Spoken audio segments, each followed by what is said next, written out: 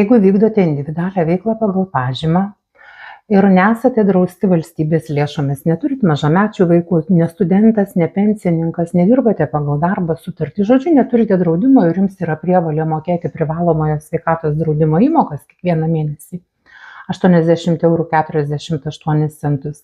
Tai dar nereiškia, kad kitais metais deklaruojant pajamas nereikės to privalomojo sveikatos draudimo primokėti papildomai.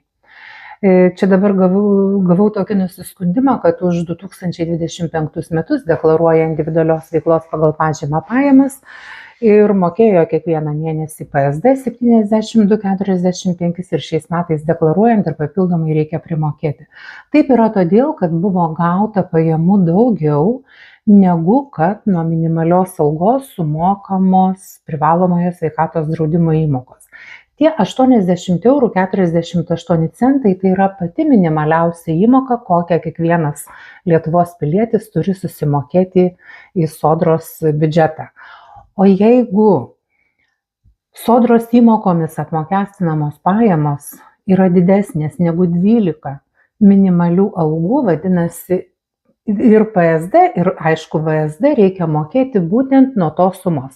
Kaip pavyzdys, sakykime, tam, kad susimokėti nuo minimalios algos PSD ir VSD įmokas 2026 metais reiktų uždirbti 21 961,90 €, renkantis 30% išlaidų fiksavimo būdą.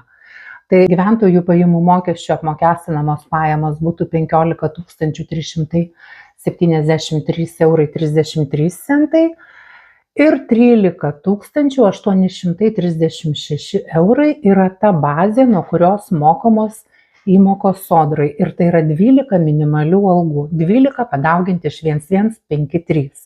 Bet jeigu jūs uždirbate daugiau negu mano minėta 21 000, pavyzdžiui, jūsų bendros pajamos 30 000, tai tuo pačiu bus ir didesnė Sodros įmokomis apmokestinamų pinigų, tebūnie taip bazė. Ir viskas. Ir nesvarbu, kad kiekvieną mėnesį mokėjote 80,48 €, deklaruojant pajamas teks primokėti.